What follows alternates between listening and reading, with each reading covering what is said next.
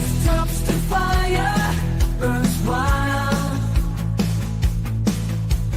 Chaos shenanigans at every corner. Sarcasm, a holy sermon in style. Dark chocolate melted chaos warmer. Fighting this timeline with snark. Every soul welcome but no recorders. Baptized by laughter in the dark. We stand tall, scorning fake orders. In the church of Mo we rise, with chaos and shenanigans bright. Chocolate and sarcasm our rise. Together we light up the night.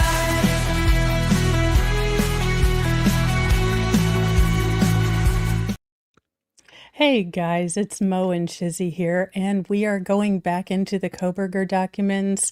We're getting really close to, because I actually did notes and everything. I know, professional. Be peanut butter and jealous.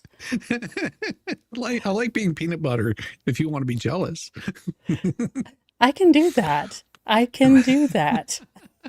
Hey, Jackpot, good to see you. Hey. Howdy, howdy. So we are getting close to that, because I did actually write notes so we could kind of skip over the ones that are just, oh, this is a warrant for this. Now, I did keep this one in because it is a warrant for the knives.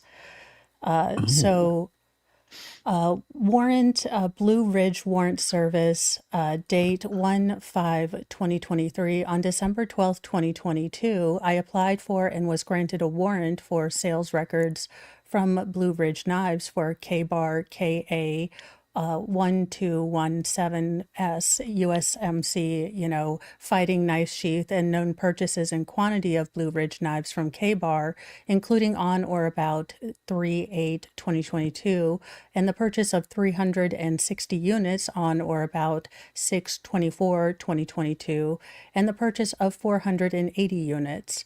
Now, Blue Ridge Knives are a wholesaler for K-Bar knives and sheaths.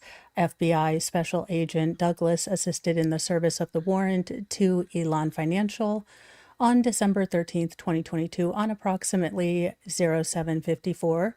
The warrant was served via an email to their legal department, basically. On December 16th, 2022, I received an email from Special Agent Douglas providing data requested pursuant to the warrant. I downloaded the files to forensic computers located in the, secure computer lab. And I think this is interesting because it does show how far they were going to look for these. I mean, and I think we've seen really bad investigations. I mean, they were actually going through and looking at local distributors and distributors of K-Bar to see where these were actually sold. Right. And if they were bringing this into court, special knife, yeah. If they were bringing this into an actual court case, they would probably say something all along the lines of, hey, waiting for the jewelry sales, QVC, right? Yes, it is. It is. Yes, it is. You can buy the family jewels for the low price of $1 million. Yes. And look, I went through and I embiggened everything. So look, I am going to be professional one day. I mean, one day I'll have an assistant that I yell at to do this and then threaten, within an inch of their soul, but then pretend to be the nice chick like Ellen. Yeah. Be like, no, I'm just kidding. I couldn't yell at a nice little person that knows computer technology. They could kill me by just erasing my contact list. Well, and there is a certain level, and I've run into this before, where usually whenever women get into like radio broadcasting and stuff, they tend to get a little more persnickety and angry towards their workers. It's really weird. And then there's other ones that are just like nice as can be. So I don't think it has to do with all women, because I've seen it with guys too, where they're like slave drivers or something, and it's just like, listen, we know you're the personality, but you don't have to be an asshole. It's just their personality. Pick a different one, not dick. Yeah. But it's also really interesting that they would, you know, and if they brought this into a case, they would say, listen, we contacted multiple different places. You know, these are things that you're not going to see outside of, you know, reading through these documents, because, you know, in a court case, they would say, we contacted multiple suppliers and we ended up finding a hit on this one, for example. Those are the kinds of things that they would bring in. Yeah. And, you know, they do that for expedience of time. You don't realize how much, hey, D, little D. Hello. It is, it's one of those that's really difficult for people to understand that sit outside of a court case of, you know, because they see that court case and they've like slimmed it down to this like little slim sliver to give you like a brief overview, and then before they dig in. Could you imagine them bringing all of this information into a court case? It would take months. Yeah. Okay, Mo in the deep end, do you think BK has other victims in other states or just these 4? Well, as your unlicensed, unbonded detective and behavioral analysis, you know, schooled by years of inside cadism, I'm going to say he doesn't have any more murder victims. What I do think he will have are harassing or stalking victims that weren't aware of him fixating on them. I do think he's going to have a history of looking into windows, of creeping around, and then it might escalate. But I mean, that's where I think he is. I think that he thought that this was going to be a lot easier and he was a lot smarter. And this was a organized but stupid crime. Right.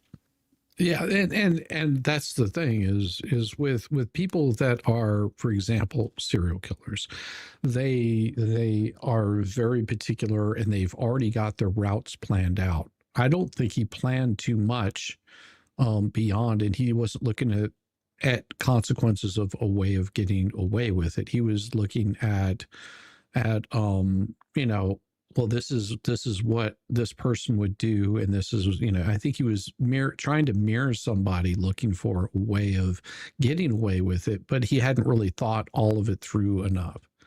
I think he had a better plan. I think I think he had a bigger plan. I think this was a test run. Right. I do think that this was like, I'm going to work out the kinks, but this will be a lot easier. I don't think, again, he has a certain myopic or a blind spot because he didn't pick a time. He picked a time where it was going to be extra noticeable that he was the only person on there.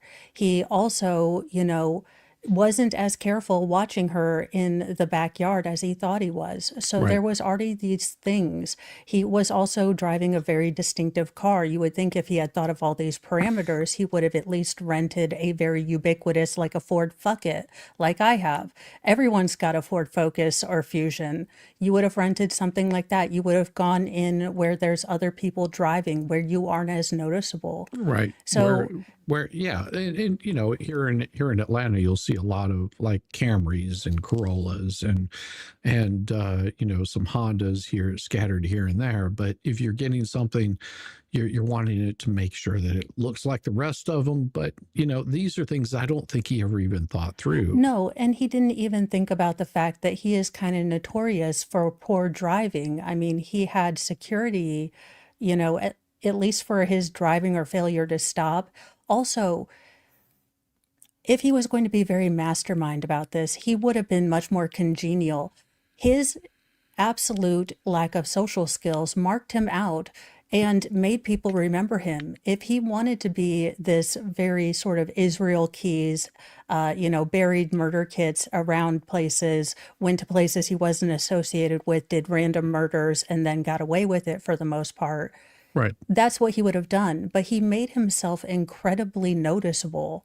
And again, we all have blind spots where we don't, and that's why you can't have the perfect murder, because you are always going to have a blind spot. Yep. And other people are going to be able to see that blind spot. His was that he lacks social skills Yes. for whatever reason, so he didn't think a lot of these things through. Well, and you know, it's funny because my wife and I watched To Catch a Killer the other night, and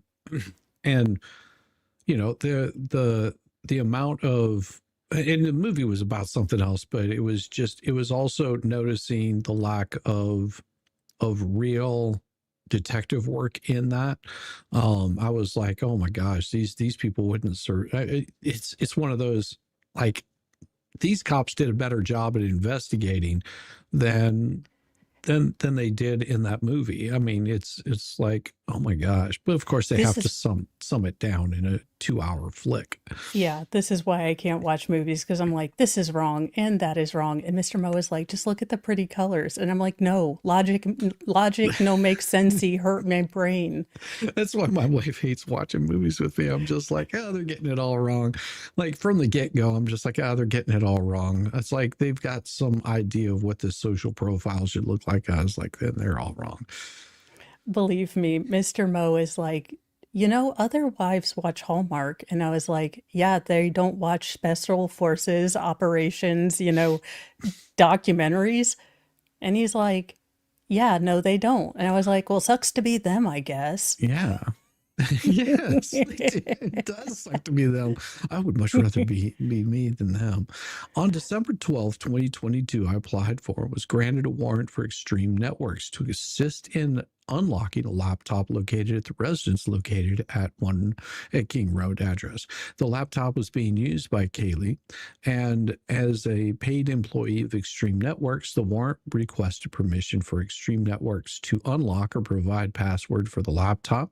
Sergeant Neil Urig assisted in the forensic examination of the laptop, and I forwarded it, the warrant to. Oh, okay, I'm sorry. I forwarded the warrant to him. He served the warrant on December 12th at approximately 3 o'clock. Sorry, 3 o'clock via email to an email address. On December 14th, Sergeant Urig received an email providing the encryption key for the laptop. This allowed the data from the laptop to be forensically acquired and examined by Sergeant Urig. I completed the warrant return receipt affidavit. These documents were sent to the I think I'm saying that right, county prosecutor's office to be returned to the court. A copy of the receipt was emailed to Extreme Networks, and this was originated email address associated with the warrant. Man, that is doing some digging. I mean, Well, and not to mention, they've got 4 different victims, because while, again, you can make an assumption that, because of the extreme, brutality of Kaylee's attack, that she was the main victim. You can't assume that, right. at all. They have to dig into each one of these kids' backgrounds, then possibly parents. Like, okay, well, maybe no one had problems with the kids, but did they have problems with the parents? Right. Yeah. So They might have been thinking that he was attacking the women. It might have been that he was attacking the man in the first place, and then just got. well, and then there was Who all knows? that talk early on about this looking like a cartel thing. Now, Yeah. again, I don't know if that was because of brutality or just internet stupidity, which, I mean, 2 things can be true at the same time. Yeah, well, and I would suspect it is a combination of both. This is why, the true crime of trying to solve a case without having all the facts becomes really difficult to do. Okay, that was one we can skip and skip. All right, so this is an interview with Brian Kohberger's neighbor. Ooh, when did this Probably happen?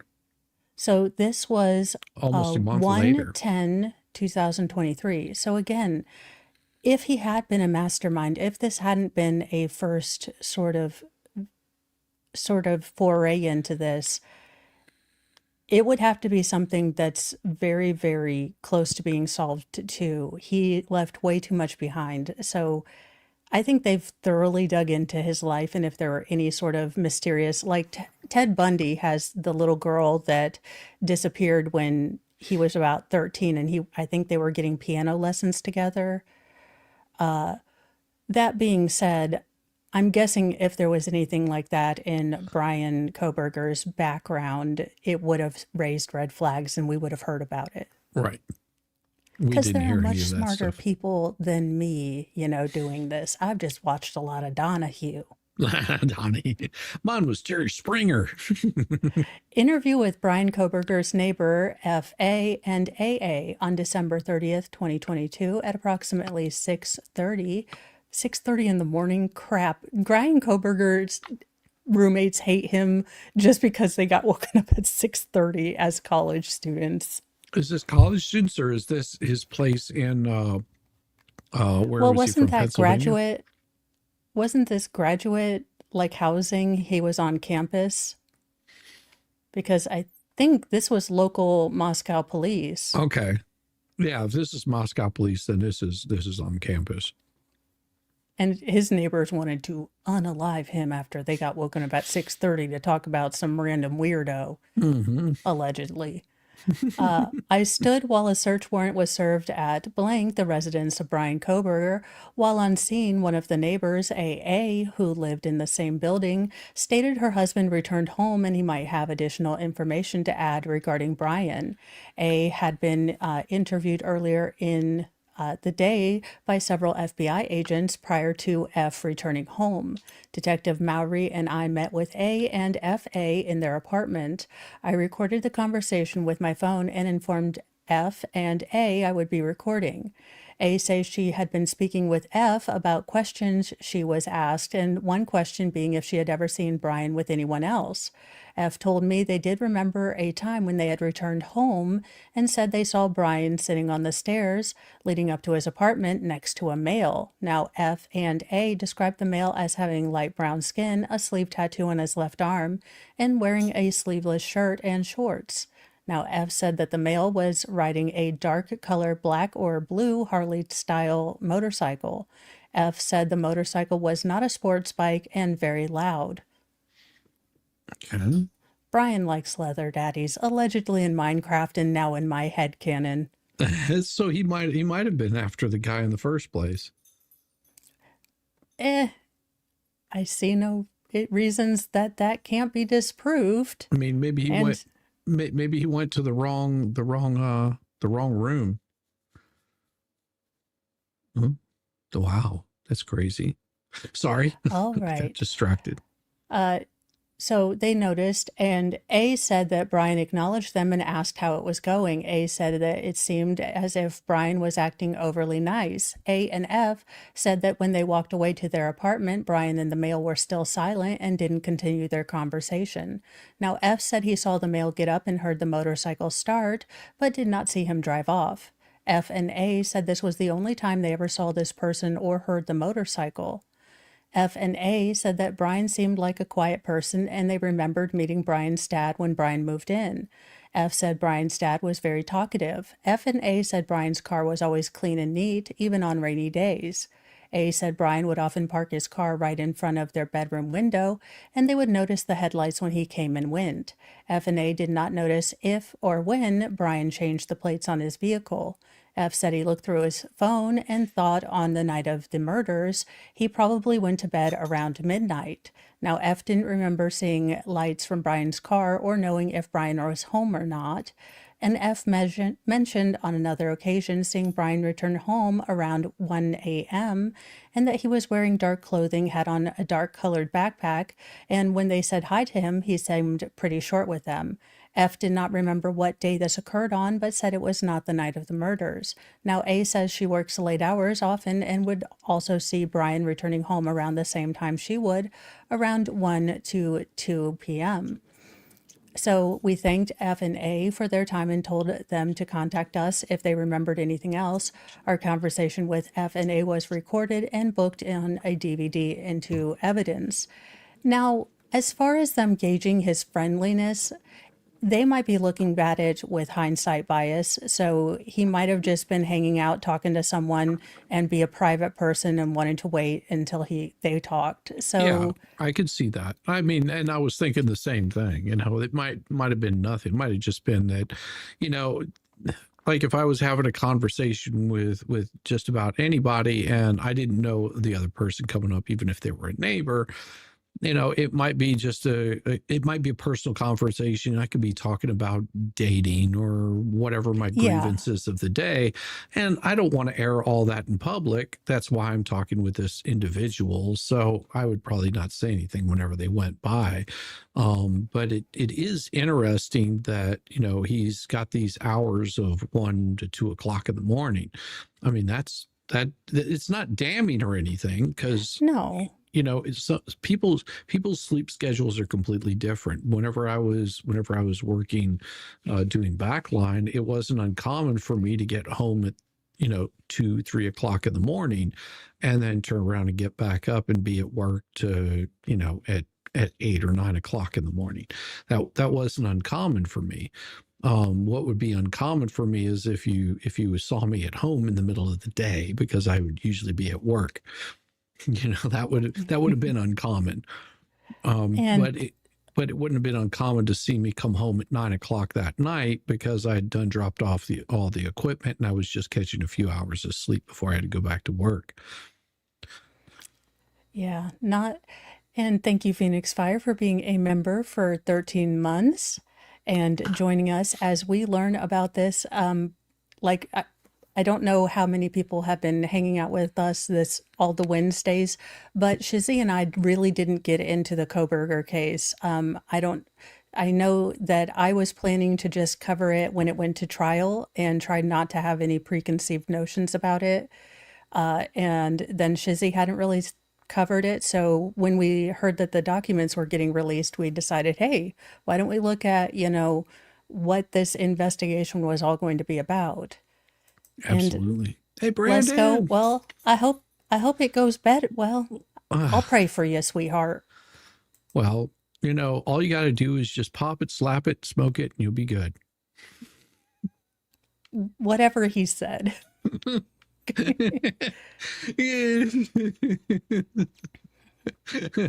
Oh, on November 23rd, 2022, at approximately 20:30 hours, MM came to the Moscow Police Department to be interviewed about her presence in, I thought that said arse, but it's area of King Road during the early morning hours of November 13th, and was identified as being in the area through records obtained from DoorDash via search warrant, and was confirmed as being in the area based off of a Google geofence warrant, which was obtained as a result of the investigation. I was accompanied by FBI Special Agent Alex Skelton. How would you like to have a name like that? My name is Alex Skelton. Well, but it is interesting to see how this builds, because they got the search warrant to find out if there were any Door Dashers, because I believe Madison Mogan had gotten DoorDash. So Right. from DoorDash, they had to get, the Door Dashers that were there. And then they had to send in another warrant to say, hey, we'd like to geofence this phone. And then another warrant, and then finally you can say, hey, would you come in and talk? We've got this and we need you to, explain. Right. So there's a lot of steps that go into this that I think people don't always understand, that you have to have, due process. Everyone gets it. So in order to get any information like the geofencing, like the cell phone, if people don't give it to you willingly, you have to show just cause to a judge. Yeah, and here's the thing about this: if you take this back to that point where, they didn't have, they weren't able to get these kinds of warrants, they weren't able to obtain this kind of information, you didn't have that information available, all of these people would have been suspects. How are they going to be able to explain away every single thing? There's a higher chance of getting the wrong person. That's why, these things really become quite important. Like M told me she worked for 12 to 18 hours on the night of November 12th, 13th, received 3 orders in the Queen Road area. 2 of the orders were at the Queen Road apartment complex, which is immediately to the east of of King Road. The address of the desk. M said that delivery at the King Road was her final order for the evening. said she could not find the King Road address as the address number was hidden by the porch light, which caused her to remain in the area for approximately 15 minutes. M also stated her Google Maps told her to go to the parking lot immediately behind King Road, which would have just made it difficult because that wouldn't have put her in the right place. Stated she initially parked in the front of King Road and could see a female at the top left window, third story bathroom. M said she saw the same female a couple more times in the same window, and she would duck down when M looked at her. M then said she drove to the back Thank you, parking lot. Lesko. Let's go. Yes. And Mo's awesome. Oh, trust me, I hate that portion of it, brother. I hate that portion of it. And why she can't would. they figure out a better test for that? Come Well, on now. they do have one, but you still have to go through that same process. They actually have a pill that you can take that has a camera in it that Oh. goes down through the whole tract, so you don't have to go to the office. I don't know how well it works, but all I know is you still have to go through the same process because you have to be all like clean inside, and that's the only way they can discover anything. I mean, but it sounds like some twin flames BS. I mean, there has to be a better way to do this. That sounds like a spiritual cleanse. Can I just get a spiritual colonoscopy? I'm pretty sure that'll work, right? Yes, with the spiritual penis. Oh, God, Lord. If you guys don't know what we're talking about, we cover Twin Flames Universe right now on Mondays for our Disturbed series. We will be going through all the cults because, content. Yeah. But right now we're on Twin Flames Universe, where the leader was telling us about spiritual peens. Apparently, everyone who is masculine has one. Yeah, even women that are masculine have a spiritual peen. Yeah. I mean, I was Liz. saving that for Mr. Mo's birthday, but I guess I'll let him know what he's getting now. I'm giving you a spiritual penis tonight. The said ducked down when M looked at her. Sorry, M then said she drove to the back parking lot behind there. Noticed all the lights were on. M stated her map told her to walk into the back of the house, but she did not feel comfortable doing so because there was no path. M said she started to walk down the road, which runs north-south immediately to the east of the residence. She said a tan sedan drove next to her while she was walking. What happened? Oh, my screen went dark because I hadn't moved the clicker in a bit. So it was like, oh, you're done here, right? And I'm like, no, not as such. M said that there was one male driver noticed he did not look at me, and she said he looked completely zoned and just drove by her. M later stated the driver was white with blonde or red spiky hair. M also noticed the dome light in the car was on when it went by, and later told me the male was wearing a light-colored collared shirt. M stated she walked back to her car, drove back to the front of King Road, which point she saw the address numbers. M said she placed the order on the front door, took a picture, then left at approximately 4 o'clock in the morning. During the time M was in the area of the King Road residence, the white Elantra can be seen via the King Road camera driving back and forth on Walenta Drive, and then entered the road loop at approximately 3:56. At the point, M pulled into the front parking lot before she dropped the order off. The white Elantra pulled in behind M's vehicle, gray Suburban Forester, and then exited the King Road at approximately 3:58. So there for 2 minutes. Did not mention seeing the white Elantra behind her at any time. I continued to question M about her time near the residence. She told me she walked down Queen Road at one point with her flashlight out. M can be seen doing so on the footage from the King Road. M also continued to tell the female she saw the upstairs bathroom window would duck down when M looked at her. M described her as having long brown hair. M stated she could not identify the girl as one of the victims. She just saw probably a shadow or outline. Approximately 30 minutes into the interview, as a skeleton requested M take part in a cognitive interview. M agreed, and as a skeleton began the cognitive interview. During this interview, M confirmed much of the information she already told us. M was able to remember she had her dog with her during one of her walks in the area, but did not clarify much more in the ways and details of the evening. We thanked M for her cooperation, sent her on her happy way, concluded the interview. Subsequent investigation of the video footage and cellular data showed the tan sedan M saw was likely a light-colored SUV, which had left the area. Moreover, it does not appear M saw the white Elantra at any point during her time at the residence. So, and that's sort of frightening if you think about it. You know, Yeah. if he didn't have a particular target, he was just looking to do damage or harm, she could have easily been a victim.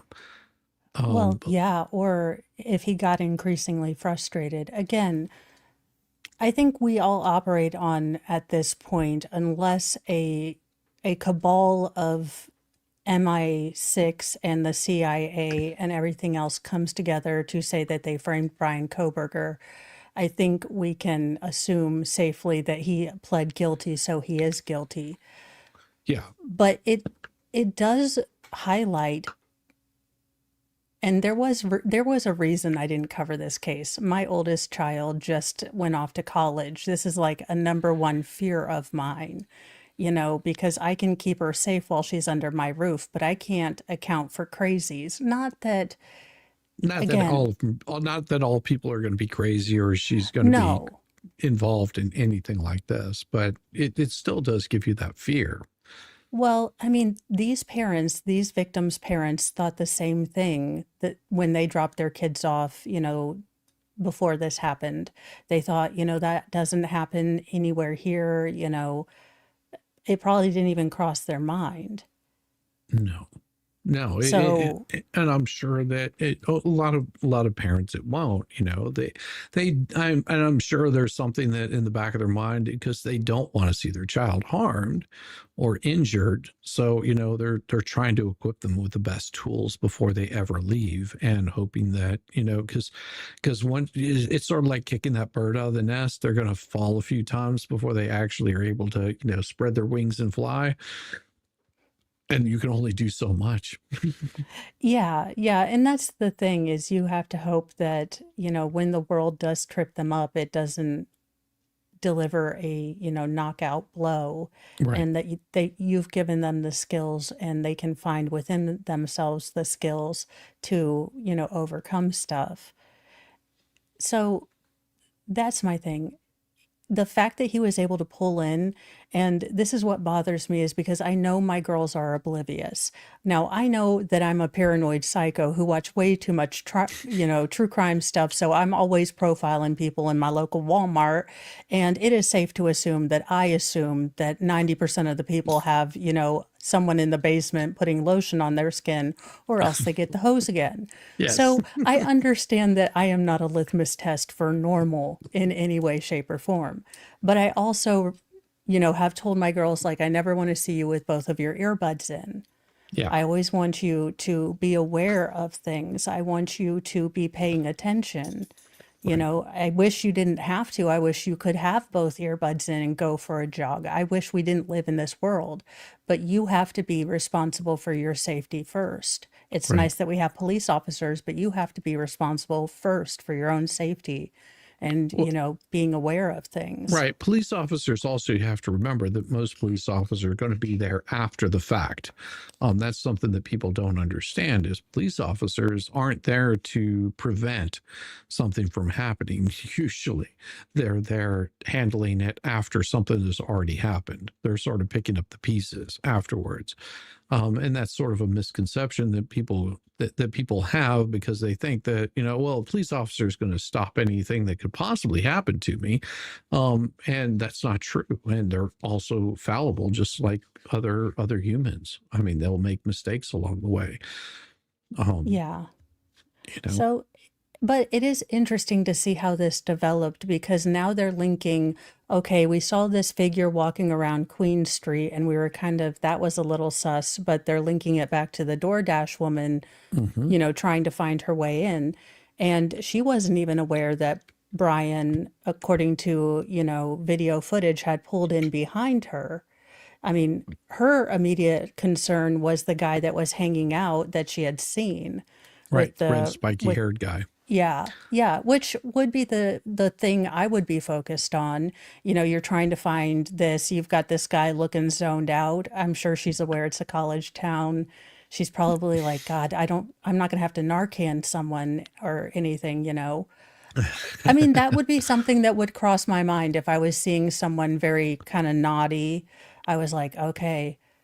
But I always catastrophize things too. So, he could be sleepy or he could need Narcan Well, if at you're that time of the Mo. morning, he could be just shit-faced drunk. So you want to be aware of the drunk driver that's driving through the neighborhood. Make sure that you get out of his way fast enough before he Yes. falls asleep and wrecks his car. All right. Now, so this is on November 29th. So this is a month and maybe 2 weeks after this happened. 2022, based on the above information, the Latah County Court signed an order probable cause for a criminal complaint charging burglary, Idaho Code 18-1401, 1403, and 4 counts of murder in the first degree, Idaho Code 18-401, 402, 403, and 404, all felonies. A warrant of arrest was issued for Brian C. Kohberger. On December 29th, 2022, Brian Kohberger was arrested at his family home in Albrightsville, Pennsylvania. That same day, a Pennsylvania magistrate signed a search warrant for the residence, which include Brian Kohberger's cell phone. Brian Kohberger's cell phone was taken into evidence as part of a search warrant. Kohberger's cell phone device is currently in evidence at FBI Philadelphia Regional Computer Forensic Laboratory, located at wherever they hide the feds. The phone data was extracted by FBI SSA Jeffrey Tanzola subsequent to the warrant being served. On January 9th, 2023, I received a hard drive from SSA Tanzola, which contained a copy of data extracted from the phone belonging to Kohberger. The data is saved on Seagate 2 terabyte. I was Yeah. going to say trigabyte, but I knew that was wrong. I think I'm triggered by bytes, so. Well, External USB drive with serial number, again, redacted. Is labeled as Philadelphia RCFL evidence number 0043447. I applied for and was granted a warrant seeking evidence from the hard drive provided by Pennsylvania, which contains forensic image of Brian Kohberger's phone, which was stored in a secure computer forensics lab at Moscow Department. Now, at 15:50 hours on January 9th, 2023, I served a warrant on the hard drive located in the forensics lab. Pursuant to the warrant, I downloaded the files to the forensic computers located in the secure forensic lab at the Moscow Police Department. I completed a warrant return receipt and affidavit. These documents were also sent to the Latah County Prosecutor's Office and returned to the court. I left a copy of the receipt and warrant with the drive, which was placed back into evidence. So they went through. hold on. So examining the data and the counseling to the phone of Kohberger with electronic service providers such as Facebook, Snapback, I located the following installed applications, website history, screenshots, usernames, passwords associated with these service providers. And that's a lot of service providers. I mean, it wouldn't be unnormal to see like Yeah. Hulu, Instagram, Facebook, Spotify, maybe Travelocity, NordVPN, possibly. Tinder, I Yeah. guess if you're of that sort of age, Twitter, Reddit, LinkedIn. What is Yik Yak? I've never heard of Yik Yak. And of course, probably his bank. And then he probably listens to music on TikTok and watches Yeah. TV shows on Visa. And then also, I mean, Amazon and using the Visa paid programs and when to meet. So, I mean, he probably Activision. So he was a little bit of a gamer. I could see that. And that could have been just a leftover from whenever he was a teenager, because he's not very Yeah. old. No, I mean, he's not very old, and these are all things that I would not be shocked to see on. But I mean, again, notice if we go on the fully Brian Kohberger was framed, look at how many search warrants I just went to. So they did a search warrant for the home. Then they had to do a search warrant for the cell phone. Then because Pennsylvania and the FBI downloaded it, they had to do a search warrant for the hard drive. Then they, did a search warrant. So they are not going willy-nilly like, let's arrest Brian Kohberger. No. He is it. Well, and I could see where they're there might be a little bit of disconnect, and I was noticing that as all of a sudden they just popped this warrant. Well, what led them to Brian Kohberger to put out a arrest warrant for him? And those things will be coming up, I'm sure, because they're not, Well, it's not like they just all of a sudden picked a name out of a hat and got to him, because up until even last week, up until now, we haven't heard anything about Brian Kohberger being named, except that they started looking at his neighbors. Do you understand what I'm saying? Outside of his well, car. yeah, I mean, outside of his car, they hadn't really mentioned him much, but then it seemed like a couple of things happened that they haven't, it hasn't come out yet. Right. But I think also and it might be just the seeing his car going in multiple times in his, in this little loop during this amount of time. Right. And then I'm guessing, and maybe because we don't have access to the FBI stuff, my Right. guess is that the FBI did a search warrant and geofenced every phone that was in there, but he didn't have his phone on. So I don't know. Well, I'm guessing but that there would was also seem something. odd if you think about this. These are things that you might not be seeing, and I'll just put this out there. Sometimes it's the things that you don't see. For example, if you see a whole bunch of cars going in an area, and you're going, okay, every single one of these, we're just assuming every single one of these people has an actual cell phone, and you geofence it, and you say, okay, I can tie A, B, and C to car A, B, and C because they all match up. And you start matching all of these That up, and makes they all sense. fit in. And then all of a sudden you see this white Hyundai that comes through, and you go, who's the white Hyundai? And you go, it doesn't appear that there's any phone with this person. Well, let's track this car and see where else it is. And then all of a sudden the phone comes on. Then that starts to raise a suspicion, because all Well, of a sudden it's the things you don't yeah. see that Well, pop out. then, and if it turned on across state lines, then you've immediately invited the feds because you've crossed a state line, and they can more easily facilitate getting those across, different states kind of search warrants. Right. And this would have been a high enough profile case that they would have invited.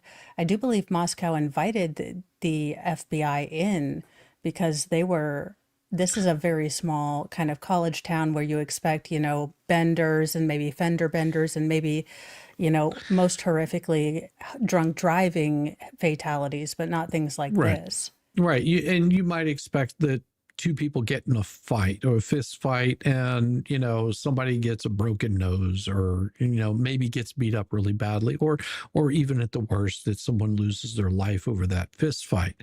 You would expect those kinds of things to happen in a college town, but maybe they drank too much and OD'd, anything like that. You're sort of expecting. You're not expecting 4 college students to end up deceased in one building and violently. That's not something that's like, okay, there's something serious going on here. Free brown dog. It's brown dog at fat camp. Poor brown dog. Brown dog's going to come back looking sleek. Brown dog's pretty damn awesome. If you haven't, well, you hadn't met brown dog. Brown dog and blue dog are pretty damn awesome. Both of them are. Yeah, and Blue Dog's the one that ate the Smarties. She should be at fat camp. No, not blue dog. She's chill anyway. I'm sure she had more excitement than she had in a long time. On All November right, so 13th. it kind of goes back a little bit to go back through narratives. So, Okay. and I'm not quite sure why, because it has a different like date and number, because I did cross-reference it, but Mhm. it seems to be that maybe they talked to either different people, or maybe they did another interview to try to see if they remembered anything. Okay. On November 13th, 2022, at approximately 2:49 in the afternoon. Sorry, 1:49 in the afternoon. I have interviewed, is this BA or FA? This is EA. EA. At Moscow Police Department referenced a quadruple homicide at the King Road address. I asked A what her relationship to the victim was.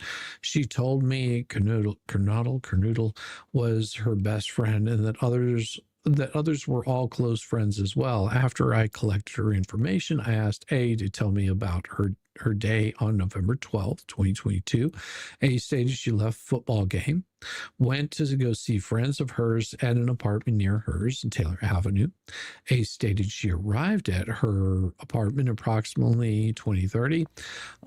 A stated she, J, B, J, and D all went to sleep early on the evening of November 12th. A stated they planned to go to the, I'm just going to say Moose Lodge party, but did not end up going. A stated she and B woke up at approximately 1 o'clock and then stayed up watching TV until approximately 3, at which point they went back to sleep. A stated she woke up at approximately 10:30 on November 13th, 2022. A stated M called her approximately 11:51 hours in that morning and said last night around 4 a.m. she heard and saw a man. She and B were locked in the room sleeping and added she wanted A to come over and check the house because she was way too scared.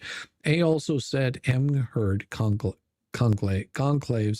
scream and run up the stairs. A while later, M came out of her room and saw the man staring at her. A stated the man didn't do anything to M.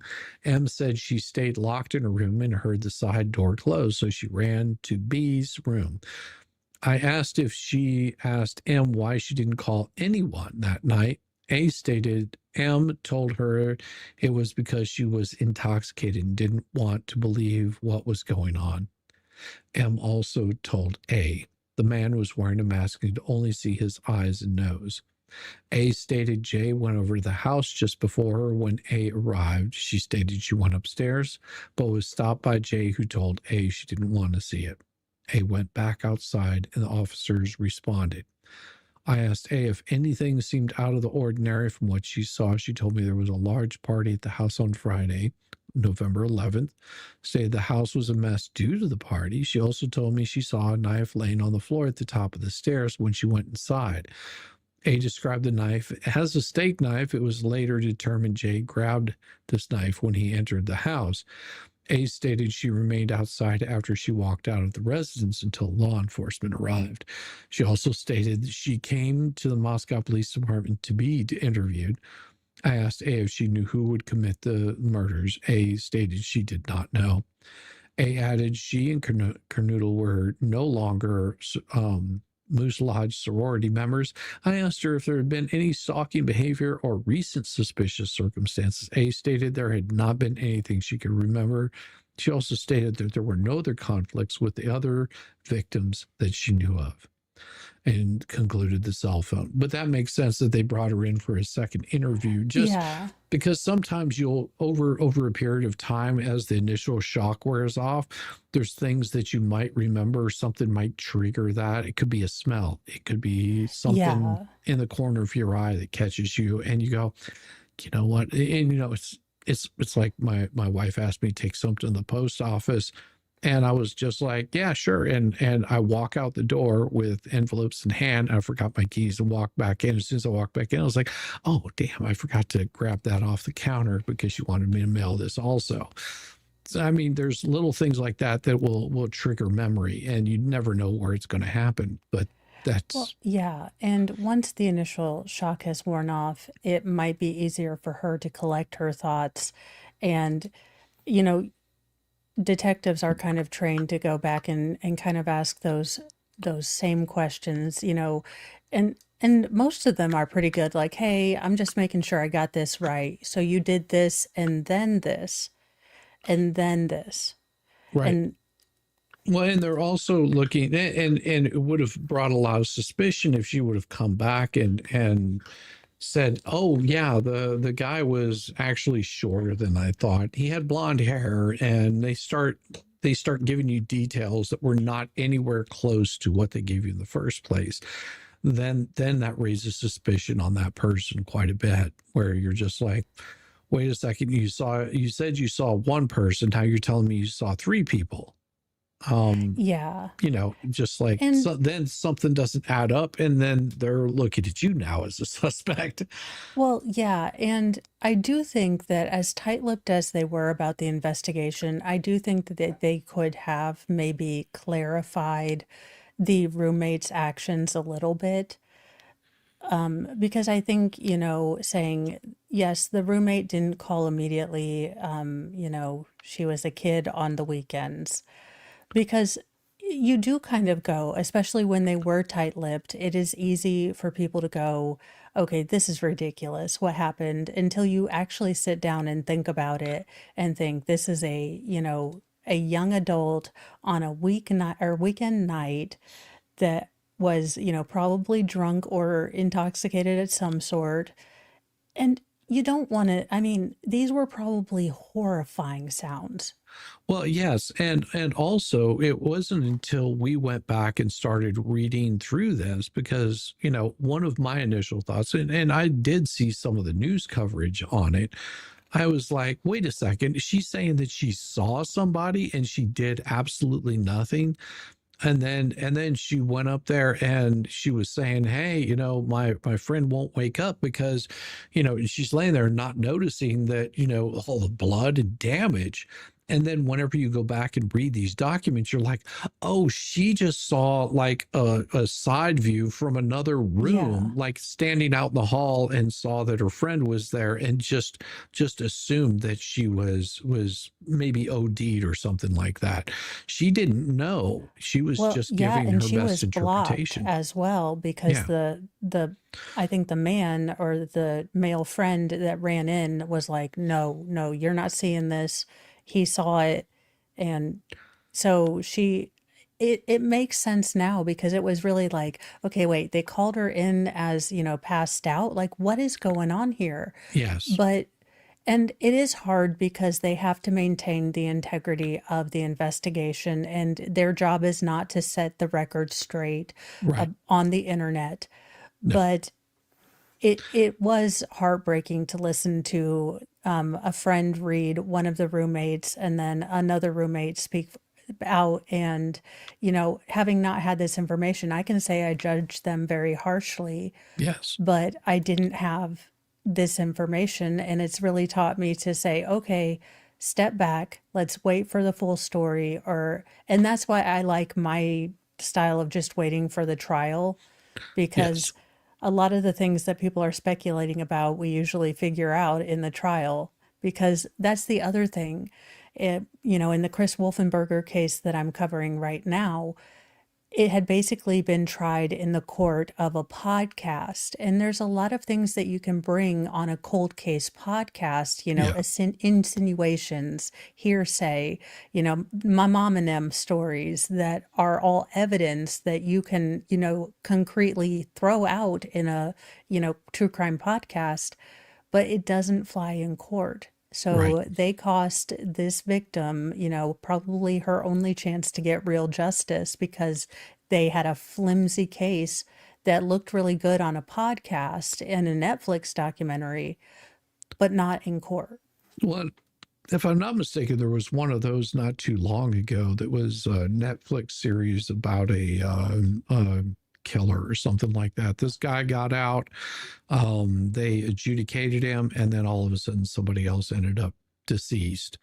And my problem with it, and I stated this to my wife at the time because she was really wanting to watch this thing. I was just like, there's a lot of things that aren't adding up and I'm not seeing the whole picture. I know that they're trying to paint a picture, but I have so many questions that they're not answering, and maybe they'll get to it, but they never did. And I was just like, hey, this gets really disturbing to me because I'm sitting there going, well, there's questions that aren't being asked. There's answers they're not giving. And it's very one-sided of trying to give somebody this pass or call them innocent. And I don't have a deference whether they're innocent or guilty, but it makes me suspect that something's being hidden whenever they're not showing the whole story of things.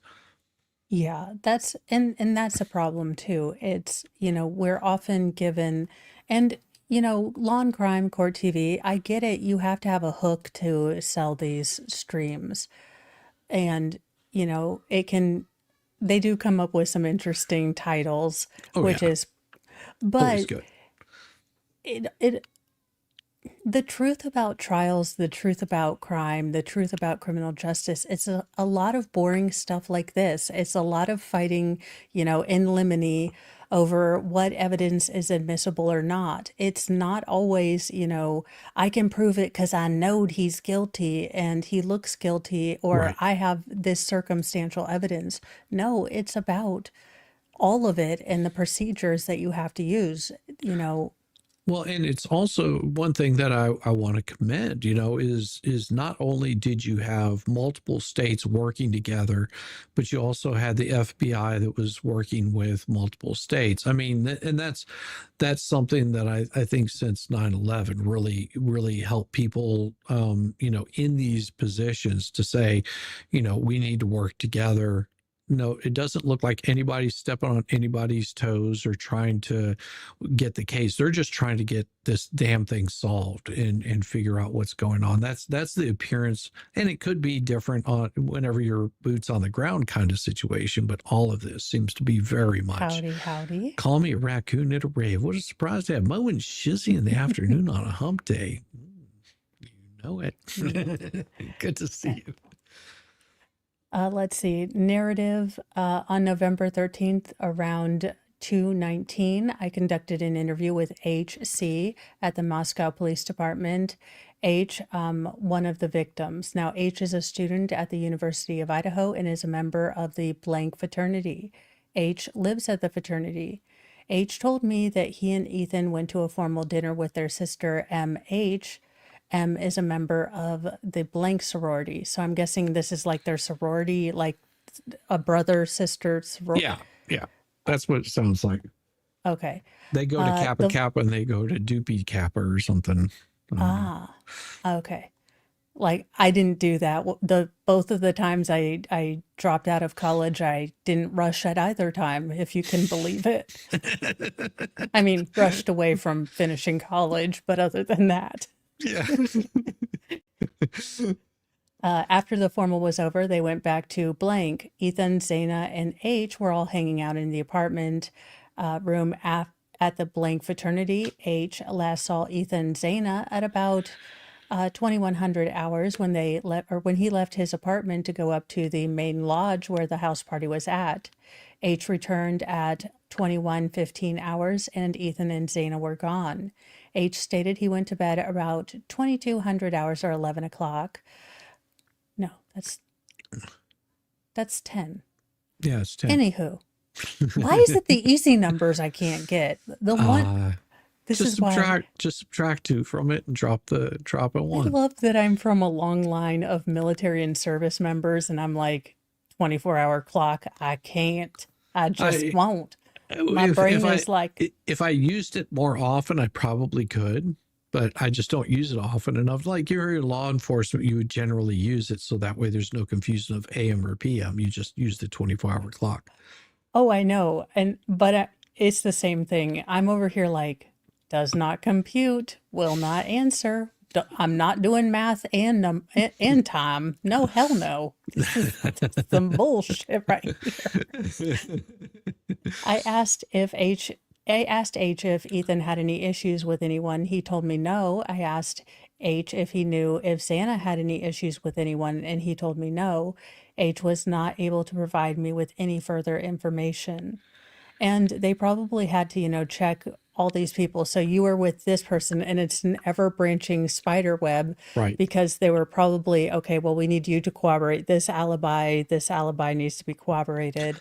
Without giving it away. That's the thing, is because you don't want to have all these people corroborate an alibi and they weren't there.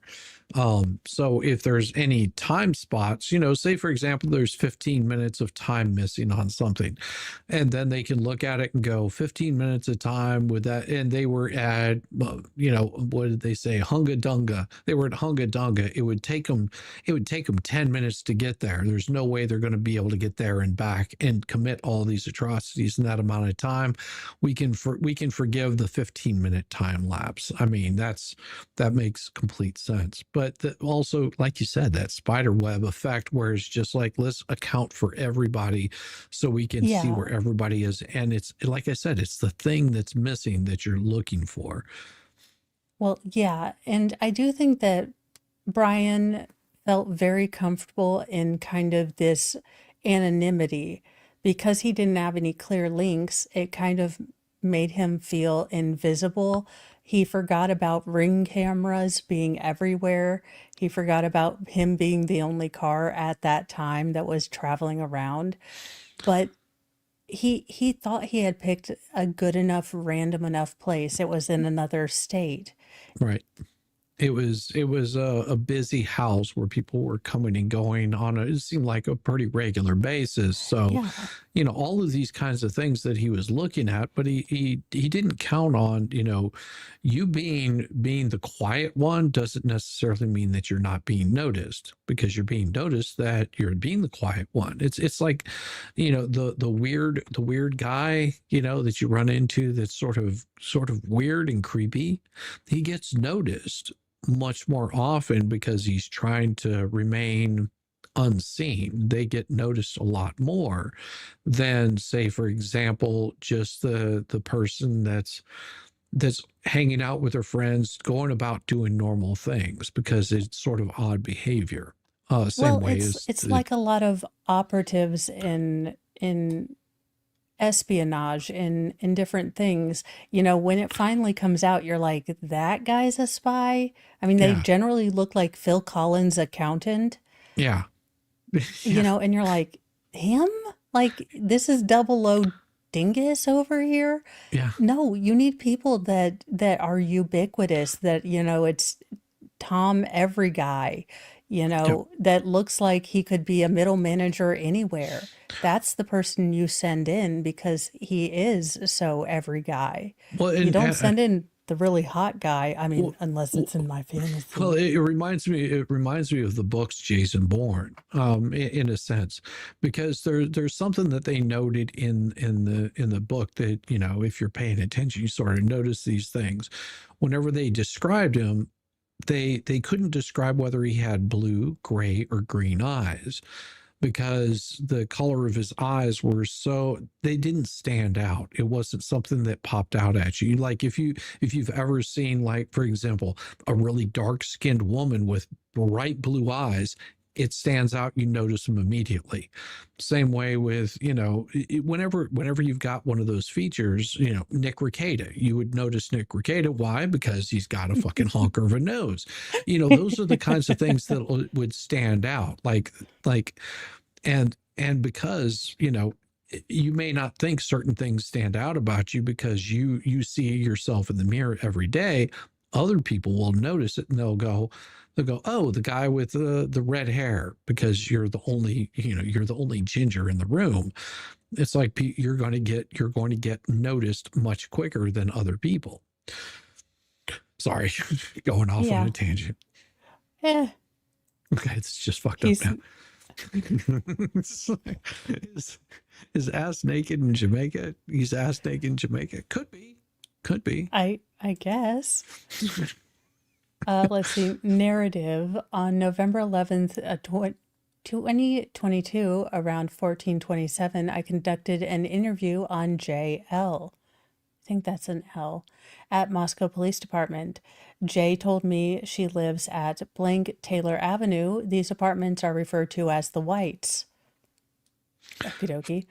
Jay stated she went to 1122 King Road on the afternoon of 11/12/2022 and was hanging out with Zaina. Jay stated they all went to the Whites around 1300 for different parties in the complex.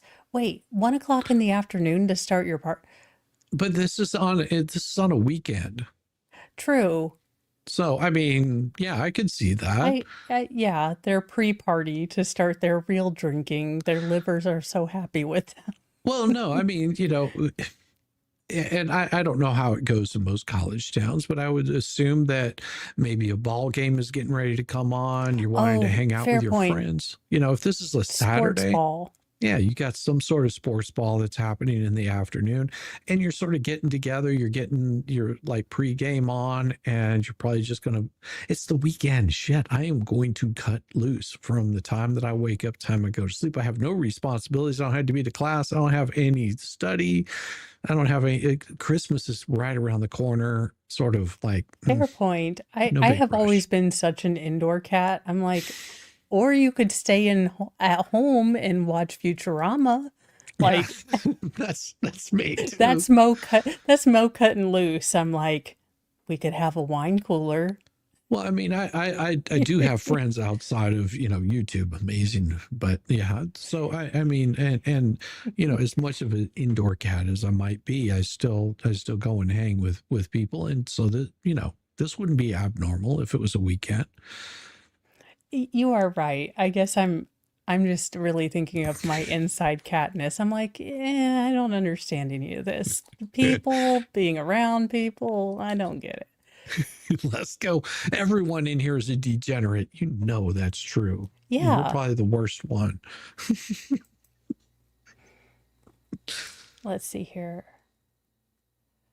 Uh, Jay yeah, felt, yeah, yeah, that's where you're Jay at.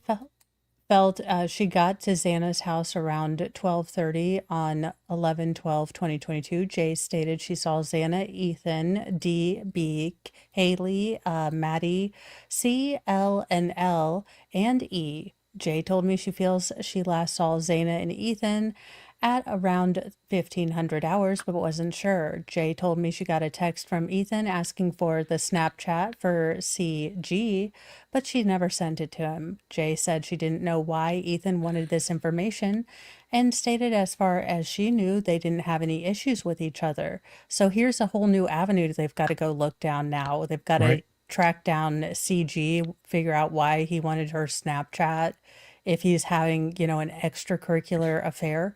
At this point, there's nothing saying that a woman didn't do this. right.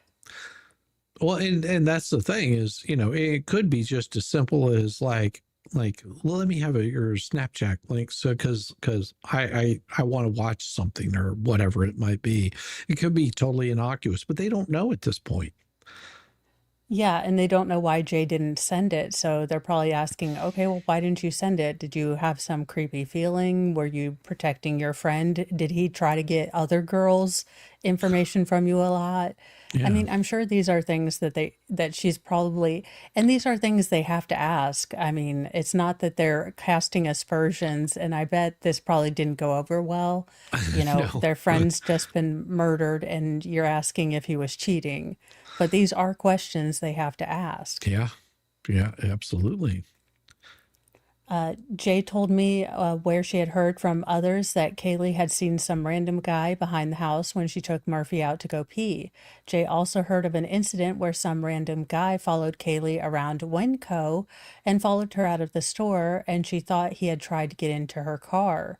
Now, Jay wasn't sure for sure when she heard this from or who she heard this from, but either B or D could tell us more.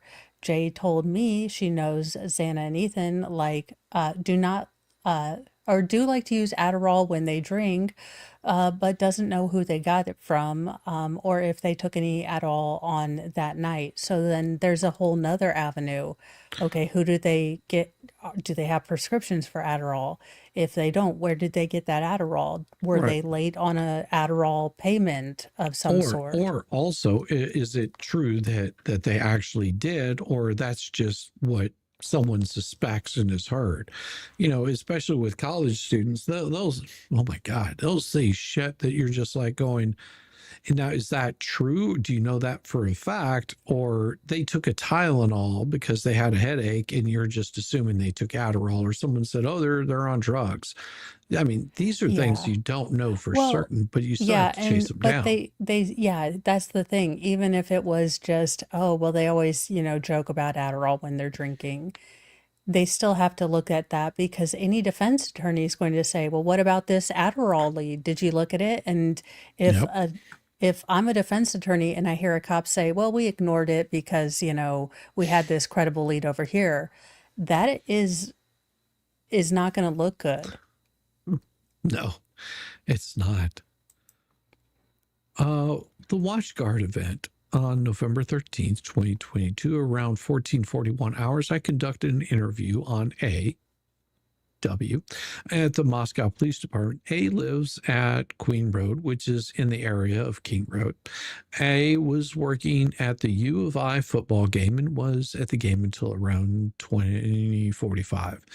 And A did not have any interaction with any of the people who live at King Road. A saw and heard all emergency lights and sirens and looked out and saw some of her friends standing outside with white blankets around them. A went out and brought more blankets to the people outside to try and help. A told me a few weeks ago that on October 14th at around 1 o'clock, she heard what she thought was a male walk up to her door and try to open her door.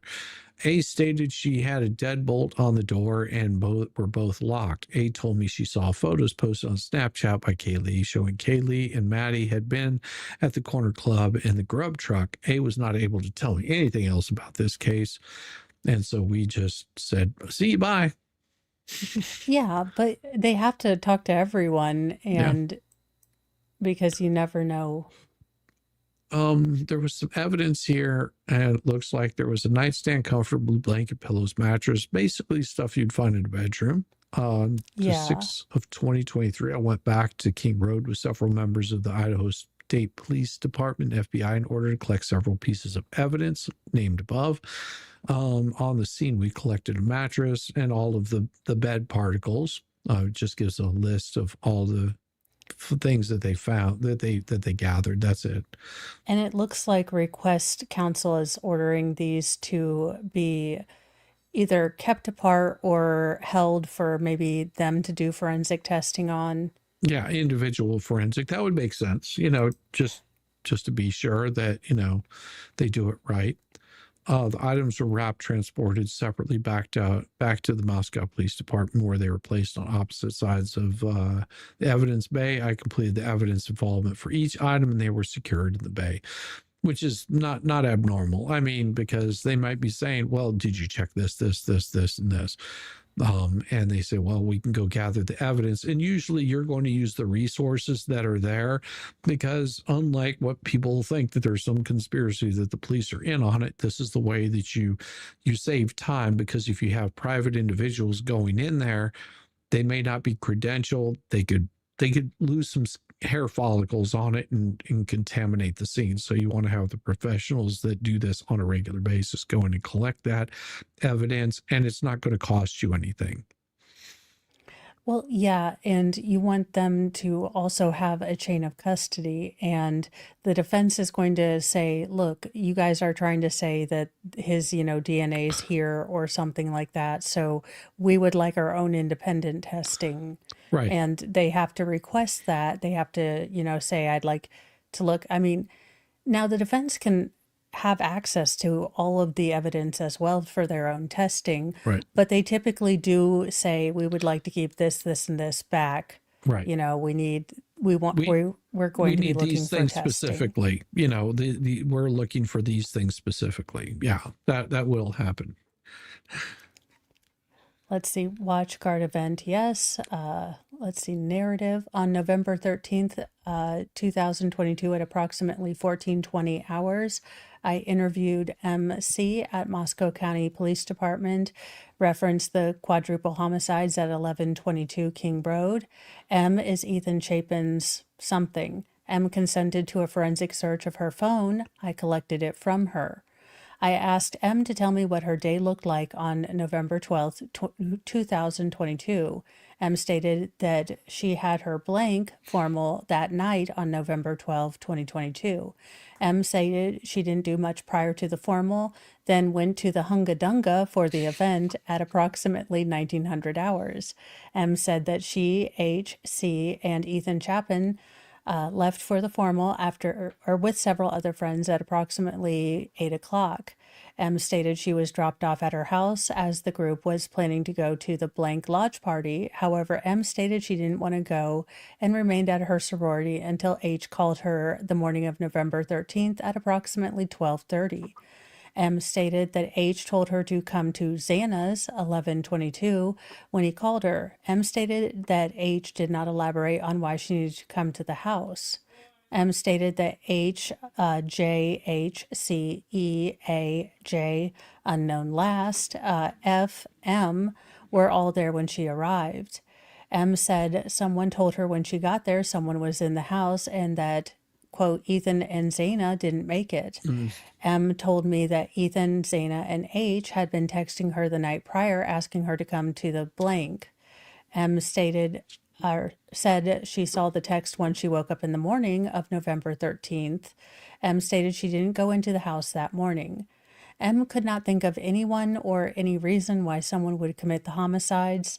I concluded my interview with M and advised her to reach out if she needed any of the resources. So that has to be just heartbreaking for this friend. You know, she just got done having, Yeah. dinner with them, missed their text. She went, did her inside cat thing, and then Probably went to sleep and yeah, just, turned off her phone or just disregarded any messages coming in, put it on do not disturb. And then all of this happened. On November 14th, 2022, at around 15:22, I called KR to go ahead. Marinated pork, loin chops, baby asparagus, mashed potatoes with garlic and herbs, and a side of fresh made applesauce. Ooh, he's ready here for dinner. I'm going to I'm going to your house. I'd love to have a meal I didn't have to cook. I'm telling you. M told me, or I'm sorry, Kate told me she had contact with B and D on 11/12/2022. D arrived at her residence at 22:30, and B arrived at the residence at around 23:30 hours. K arrives at Taylor Avenue. B and D were at her residence for 2 to 3 hours. Kay stated she walked past them, past the Whites sometime before 2, but she could not positively tell me. Kay stated she stayed on Taylor and then turned around, and she was not sure what route they took home for sure, but felt they kept walking west on Taylor towards King. Kay stated there was a group of 3 or 4 females with B and D at the time. Kay did state she was drunk at the time and she could not recall all the events and everyone who was present with the group. Yeah, because she stated she thought L and L or LM was with the group, but she was not able to tell me anything else. So that was, and they not releasing her for more questioning, or he, I think it's a she. It's a she. They haven't really released her for questioning, but she says, well, I was pretty wasted, so I can't really remember everybody that was there, anybody we talked to.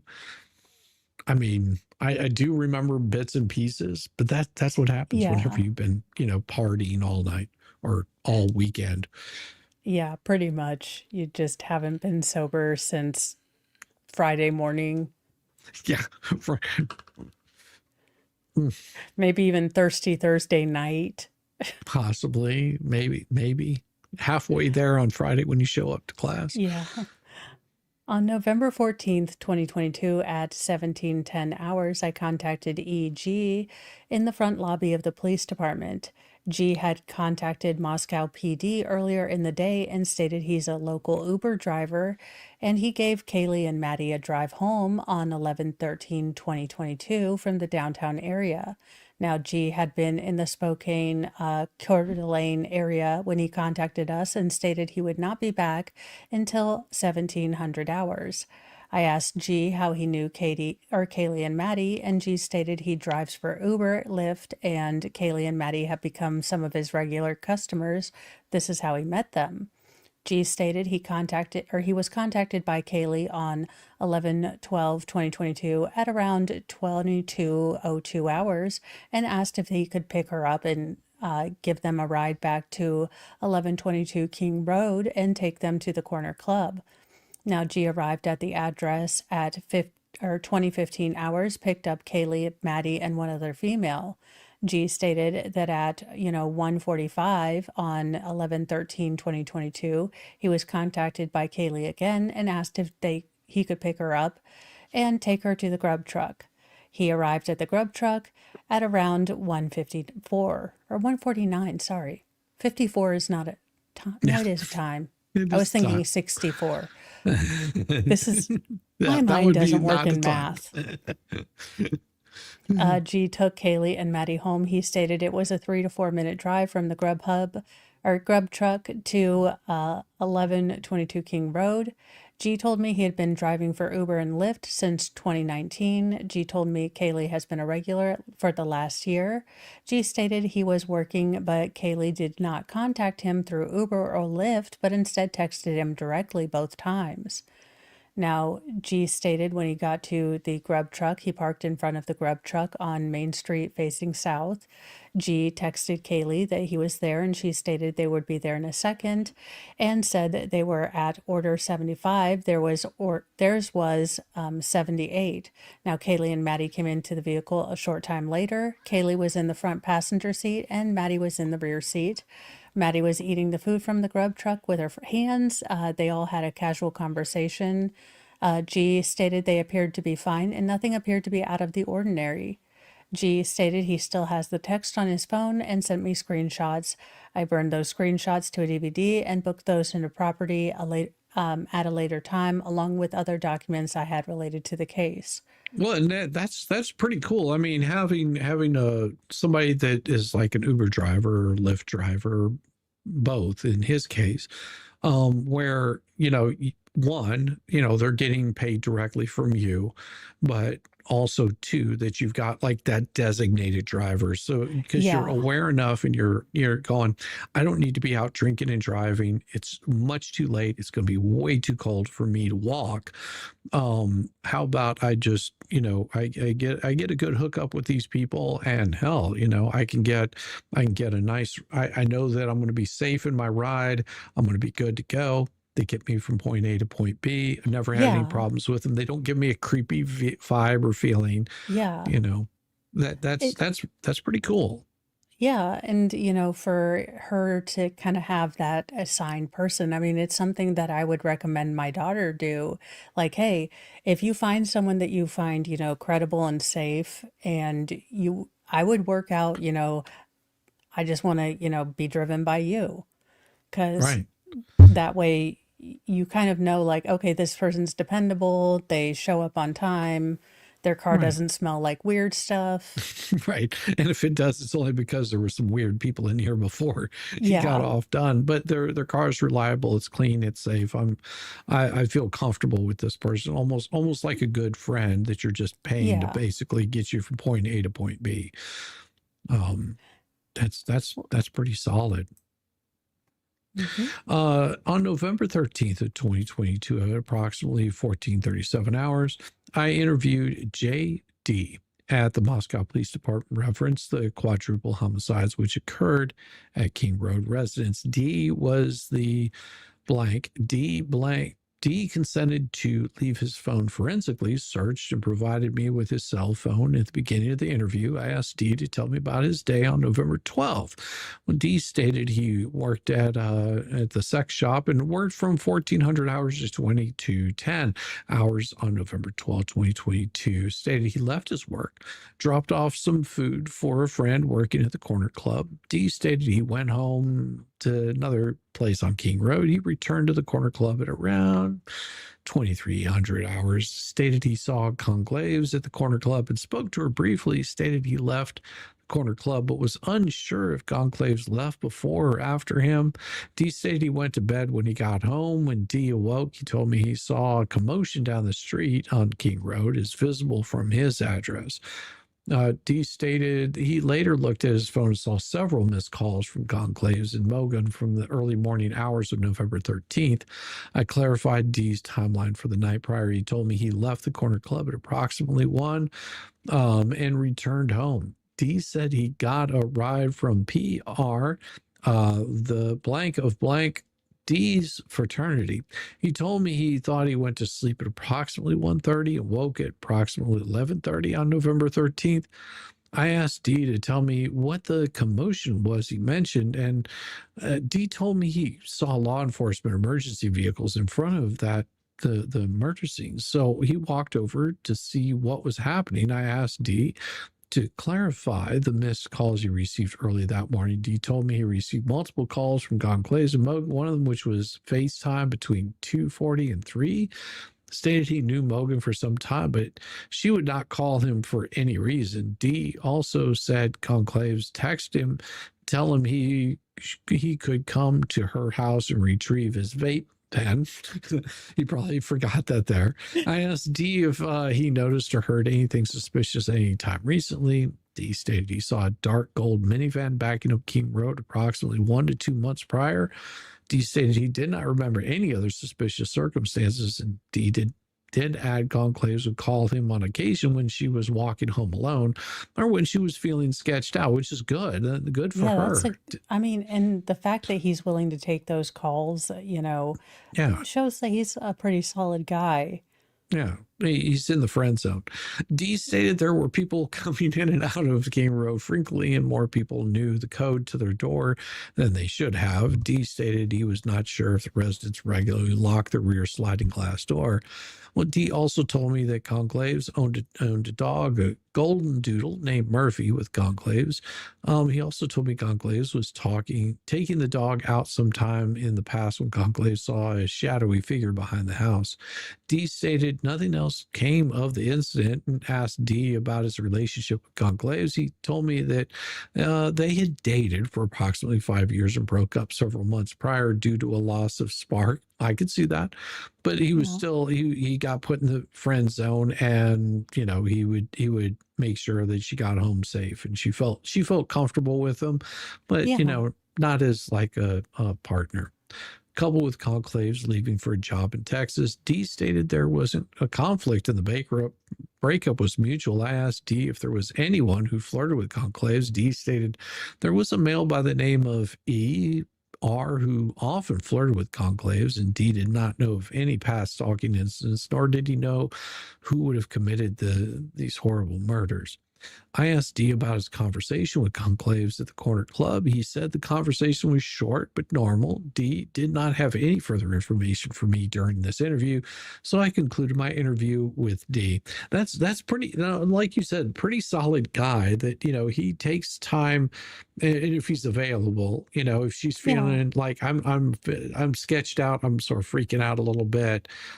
Something doesn't feel right. All the sparks are firing in her head. It could be imaginary, it could be Yeah. real, but that he's able to take a little bit of time. It's just like, yeah, we had a relationship, but we just sort of, it was like kissing my sister. Yeah. I'm And just, I'm sure he probably feels a lot of guilt, kind of having taken that role. And then now the yeah, missed phone calls were still when they were where there were multiple people up, the other right. roommates. So it wouldn't have been around the time, but I'm sure he probably does feel some guilt, like maybe I should have made sure they were okay. And the sad thing is that evil's gonna evil, Yeah. and sometimes it just happens, unfortunately. Well, and I don't think there's anything that he could have done anyhow, No. because at those times that they were calling him, more than likely they were just being goofy, and they were probably Y- drunk dialing and just be Oh like, yeah. "You didn't come back here and party with us. Hey, do you want to come Yeah. pick up your vape pen? Come on back. Come on back. Let's go hang Yeah. out." I could Yeah, see it that. was yeah, and it does really remind me of how young they all were, Yeah. because I think I forget how incredibly young they were and how incredibly goofy, and I would probably be doing like, come on, we're all, streaking to the quad. Come on. And they're like, Exactly. Mo, you've only had Dimetap. And I'm like, Dimetap Mo is awesome. She rocks. She can do this. I can make it through the quad. They're like, only Flintstones vitamins from now on. You'd probably be tweaked out over Flintstone I vitamins know. too. I'd be like, these are full of sugar. Give me another Fred. Okay, narrative. On November 24th, 2022, I collected a black polar penguin glove from the parking lot of 1122 King Road. I conducted a subsequent investigation by watching the BWC of OFC Nunez, the first MPD officer on the scene, and looking over the scene photos taken by ISP forensic team. Now, none of these sources showed the glove was present upon officers' initial response to the scene or during the processing of the scene on November 13th. It is unclear where the glove came from at the time of writing. Well, that makes sense. So Yeah. that's pretty damn thorough if you think about it. Yes. He goes, oh well, listen, we've got people that were there at this point in time. Let me see if the glove is still there. If this is old evidence that might have gotten overlooked, then we can enter it in as evidence. If not, this is just something somebody might have gotten in their car the day after and it fell out Yeah. of their car. So yeah, that's pretty solid. But it's also building that case. And you've got to think that the state prosecutors and everyone went in knowing this was going to be an incredibly, tough case, that they had to cross their T's, dot their I's. So, they find a glove on the scene. They were probably driving past and someone, maybe again, the community came together, like, we found a glove. So he Right. goes through, he looks through all of the, crime scene photos. It wasn't there. They're still going to write a report, say when they found it. They probably took pictures, showed exactly, probably drew. But these are the kind of behind the scene things that you have to do in order to create a really airtight case. Exactly. Pretty damn solid. I'm pretty impressed with them so far. On January 6, 2023, at 7:10 in the morning, I retrieved the evidence from the evidence room, or the evidence tech. I signed for the items and transported them to the Idaho State Police Forensic Lab in Meridian, Ohio. Referred to evidence tech. I think that's a TS. TS. Yeah, TS records for what specific items were transported. Once I arrived at Meridian, I transferred the items from MPD to the ISP intake receptionist. All items were signed for chain of custody. Very important there, chain of custody. Yes. I was given several items to the lab and tested and were able to return to MBT for storage.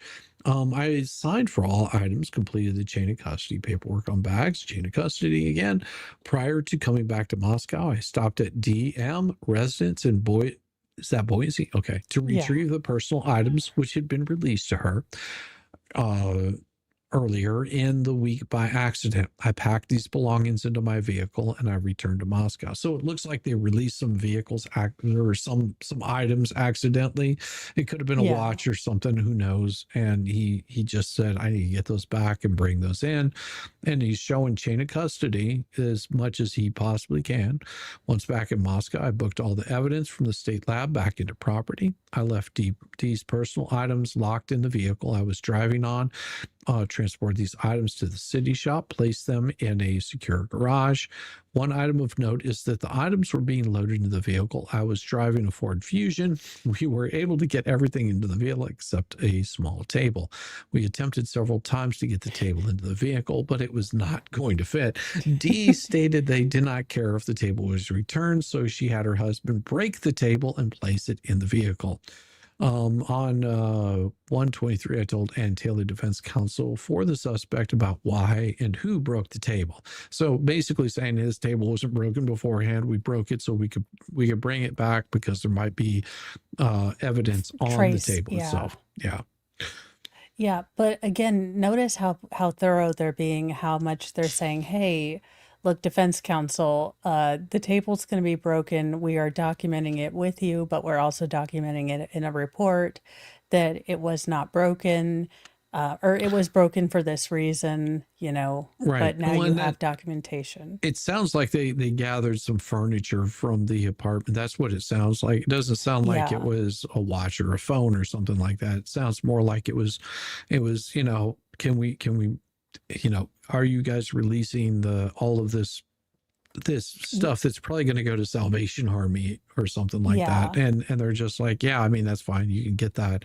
And then they realized there might be traces there. So they wanted to get that stuff back. Or it might have been something that the defense counsel said, hey, did you release this, this, and this because we want to look to see maybe the police thought, hey, we don't see anything. There wasn't any, Yeah, they put anything in this luminol room. on the pillowcase, and there was nothing that showed up there. No blood traces, so they released it. That could be too. Yeah. Oof.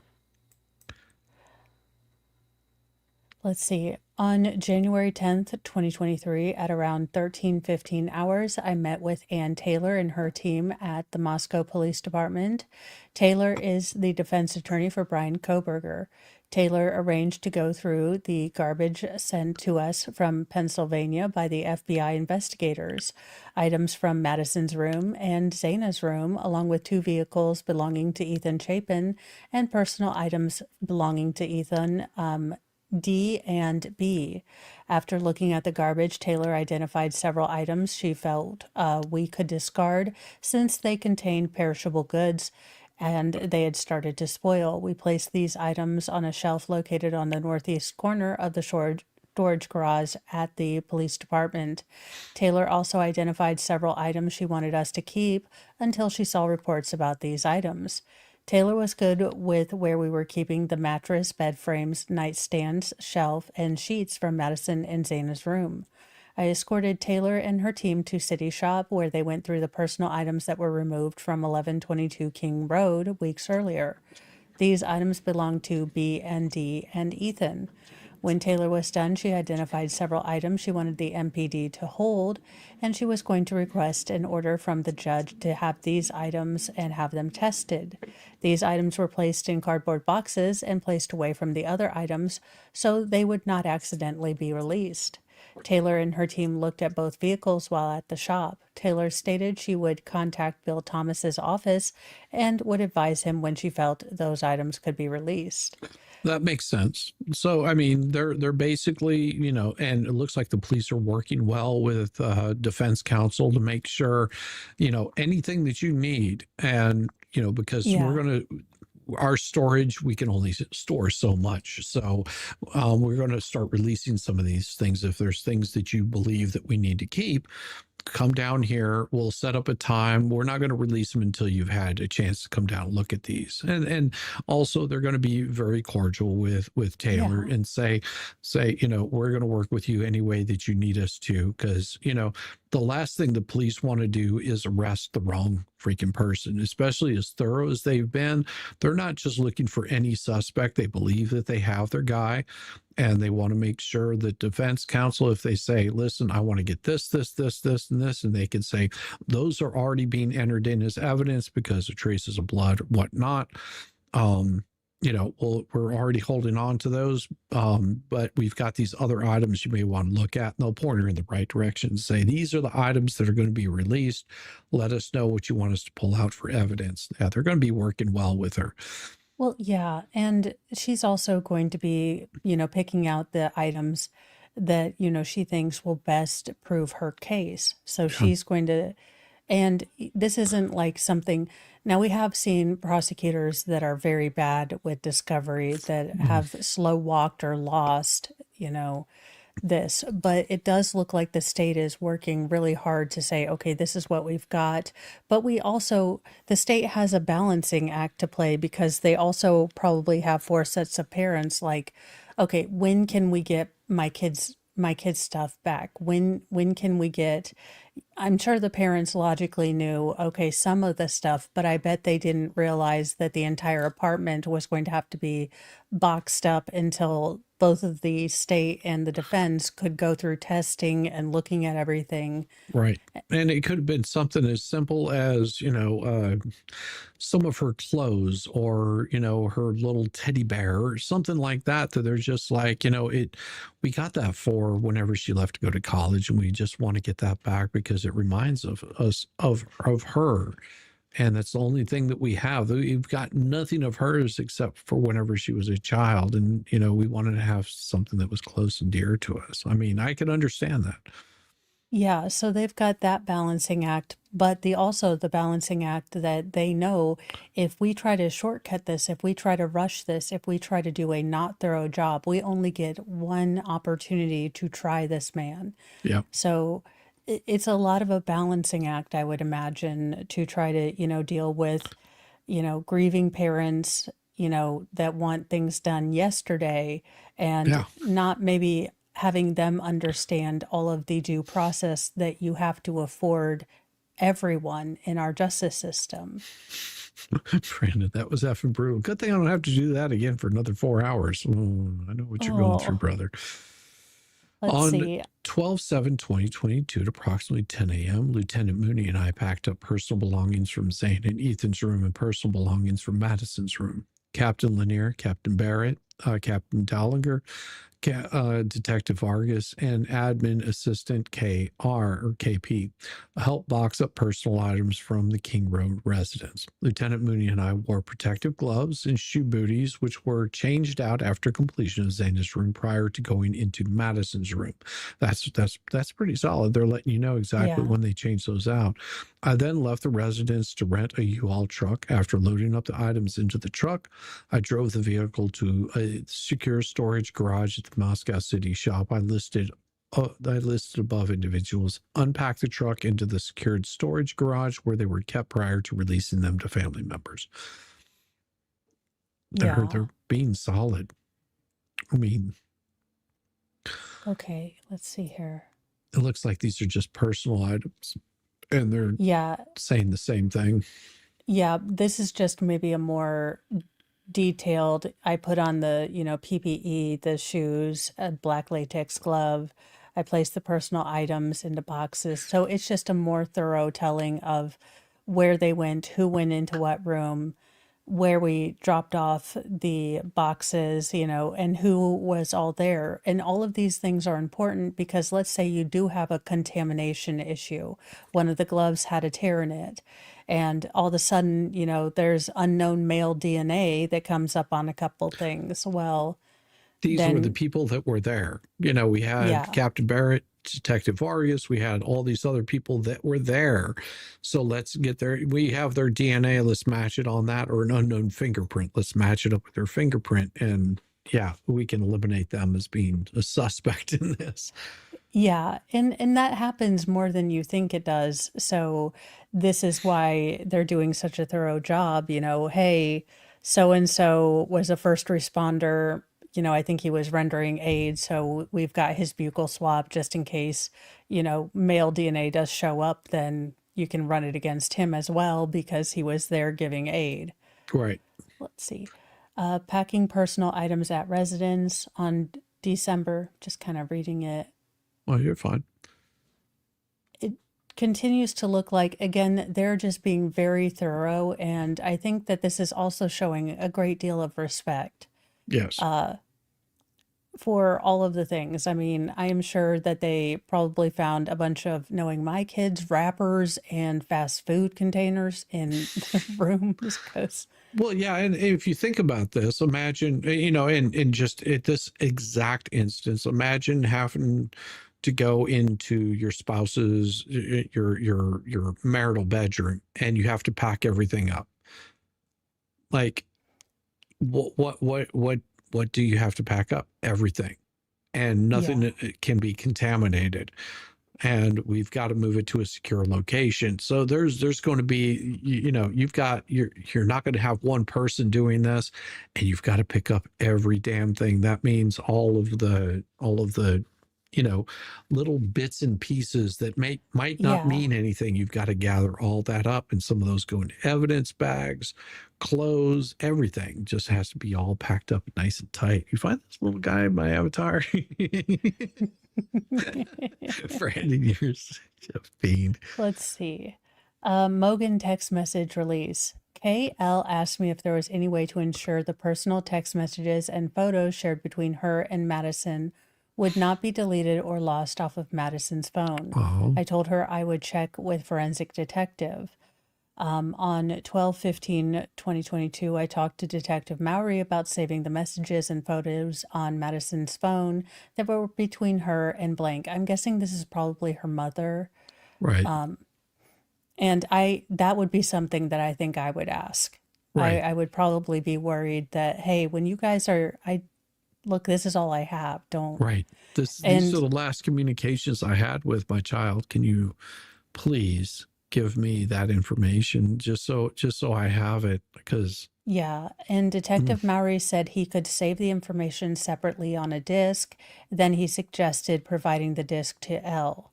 When I spoke with the Latah County prosecutor, he said I could release the disk to L. So that's again, we often look at and we have no shortage of dick prosecutors, no. you know, but this prosecutor seemed like this genuinely disturbed, bothered, and broke his heart. Yeah.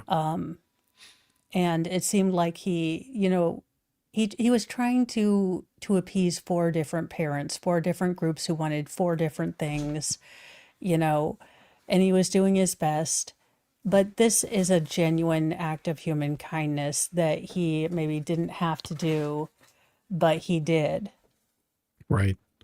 And And these aren't he's the kind of things that are going to be, he wasn't shouting about this. These are like just the small acts of kindness. yes. Yeah, because that's the least you can do for these families. I mean, and I would suspect that this was an easy job on the defense either, because this is you know they're not, without them coming out and saying, yes, we know our client did this, but knowing that after he's done this, you don't want to come out looking like this bad person, because every person, no matter whether they're guilty or not, has the right to have someone represent them that Yeah. can go through the whole legal system, because you don't want to say something that can be misconstrued or used against you.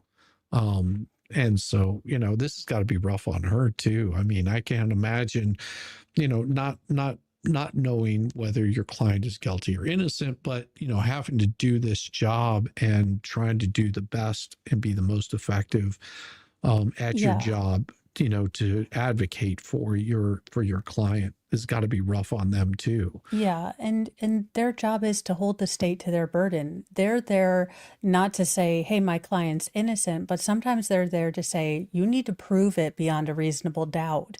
Their Right. job is to hold the state. The state has this incredible power to take our freedom away. The defense attorneys, not every one of them is the stereotypical just wants to get criminals off. No, sometimes they're just saying, okay, state, you say you have this. I'm going to question your officers. I'm going to make sure that they did their job because you're wanting to take my client's freedom away. And Exactly. if you prove it, you can, but I need to make you prove it. And that's because you'll see people like, they'll say, well, you got so and so off, and it was just like, well, we're making sure that they're doing their job, I don't hold. You have to remember that the defense is not accountable for actions of their client. Prosecution is not should be held in account for their client in anything. The attorneys in this are the making sure that everything is, all the boxes are checked. That's their job. That's why they get paid to do it. Make sure that they're not breaking the Constitution. Make sure that they're not breaking their civil rights. That's what those attorneys are being paid to do. They're making sure that everybody's playing fair, and you have a judge that keeps them in check to make sure that they're playing fair. Because it would be glorious if we go to the times, which I don't think ever existed, the times whenever the guilty would say, yes, I did bad thing, punish me. But we don't have that this day and age. And we also don't have prosecutors that go, you did a bad thing, and you did a bad thing, and let's go do your time, and let's move on. We don't have that anymore. We have people that are just like, oh, hell no, I ain't going to pay for that crime. I didn't do anything. I'm innocent. And they could be just as guilty as the sun rising in the morning. Yeah, so this is where the conspiracy loses me. This is where you have to expect me to buy in that Moscow police and the FBI and all of these other various agencies work together cohesively to get this done, to frame one single person. Now, No. has anyone ever tried to get something at the DMV? Because I maintain that a conspiracy the government made wouldn't ever coalesce together because it would require the government to make it. Right. And that's sort of the catch-22 in that sense, is like you get these people like, well, the government's doing X, Y, or Z. It's just like, but in the same breath, they turn around. The government's so stupid they couldn't tie their own shoelaces unless someone told them how to do it. Well, you can't have it both ways. Which one is it? Well, the government is an idiot savant. They're good at fucking shit up. The government is Rain Man. We just need to drop a bunch of toothpicks on the floor. We'd be amazed. I'd be amazed how fast they can screw that up too. Cost you $1 million. Oh Yeah. So we actually got pretty far today. yeah, we And I'm did. really liking learning all of the different things because, like I said, this was a case I avoided. This and the Chris Watts case, I have conspicuously never watched the Chris Watts case. I just think I would want to allegedly build a killdozer, and test out traction over douchebaggery, Yeah. just for science and Subaru. I Yeah. figure, Yeah. Oh no, I'm with you. I'm with you. I mean, that's this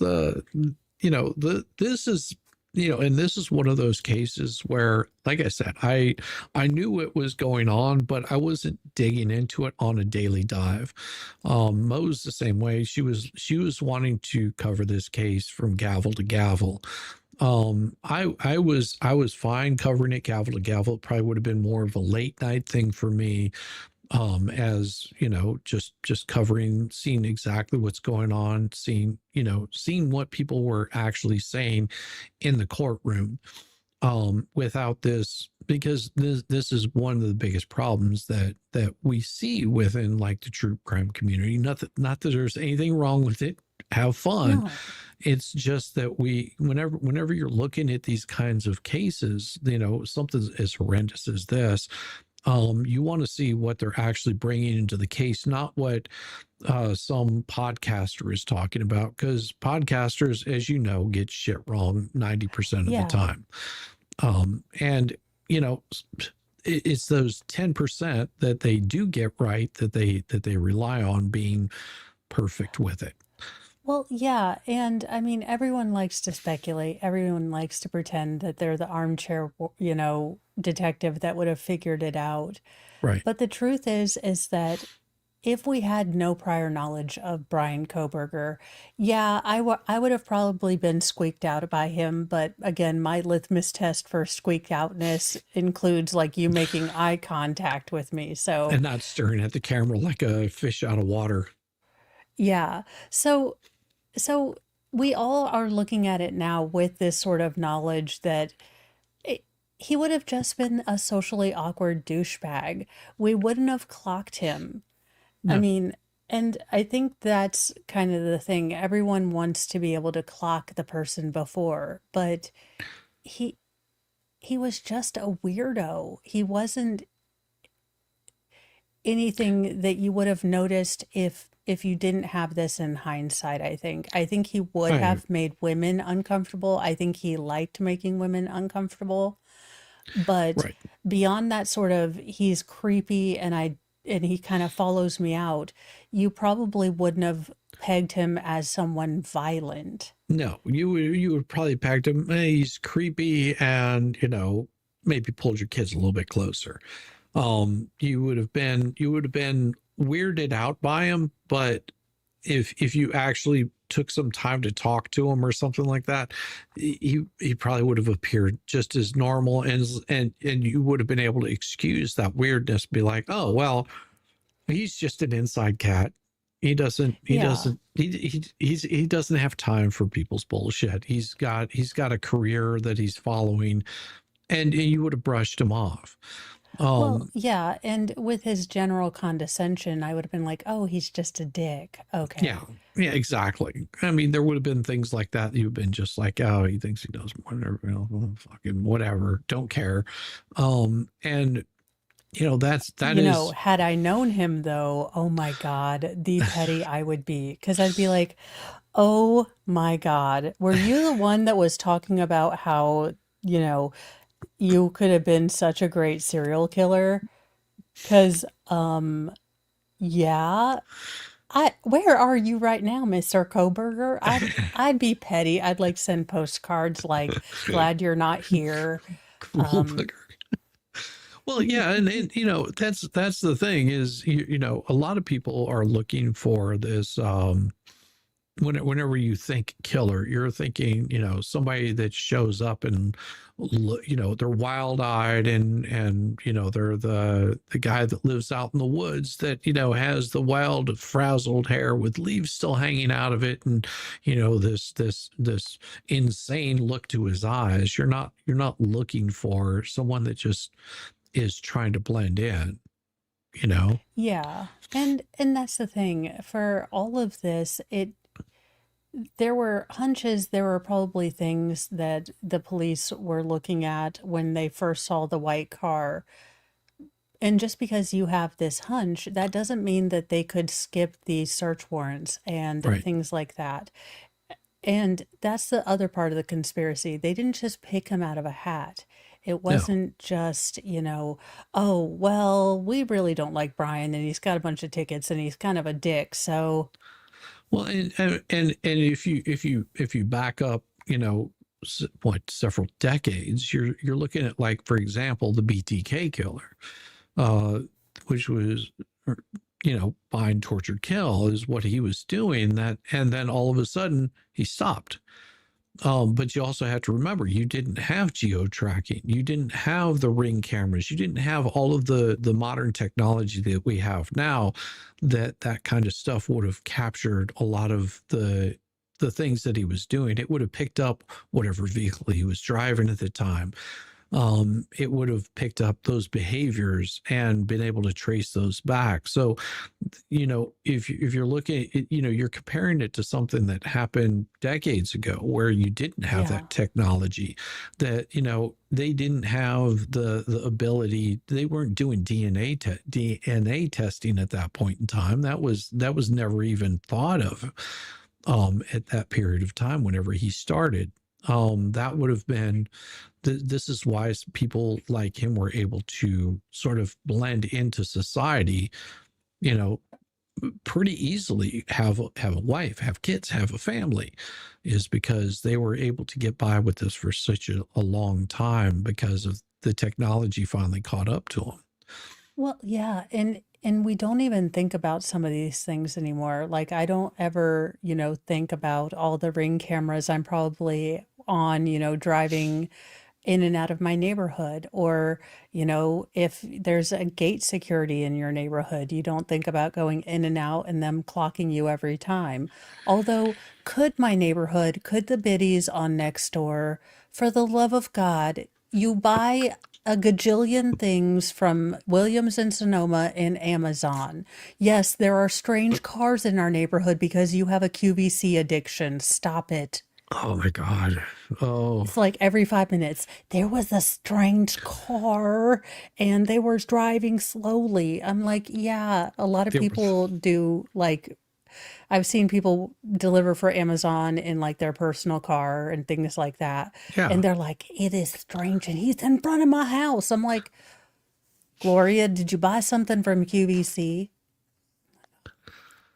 Like, they're just like, oh, maybe that's what it is. It's just like, yeah, go check your front porch. It probably has a package out there. Your face cream or whatever it is that you're having to use is out there.